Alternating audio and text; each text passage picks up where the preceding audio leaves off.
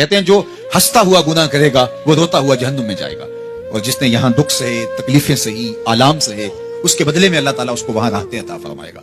फरमाया कि मोमिन के पांव में कांटा भी चुभे तो अल्लाह जल्ला शानहू इसका सिला भी उसको कयामत के दिन अता फरमाएगा।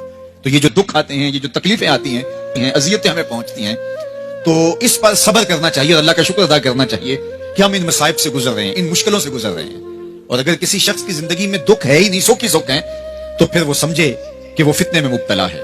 इसलिए जिंदगी के अंदर ये आने वाली तकलीफें, जिंदगी में मिलने वाले दुख, अजियतें, ये अल्लाह ताला की तरफ से हमारे ऊपर एक इनाम है, और अल्लाह ताला जल्ला शानहू उसके बदले में हमें आखिरत में सिला अता फरमाने वाला है। तो फरमाया वो शख्स जिसने तन्हाई में बैठ के अल्लाह का जिक्र किया, अल्लाह को याद किया, और फिर क्या हुआ? फरमाया उसकी आंखों से आंसू टपकने लगे।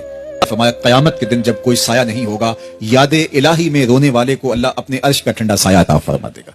तो ये रोना बहुत बड़ी दौलत है, ये बहुत बड़ी सआदत है।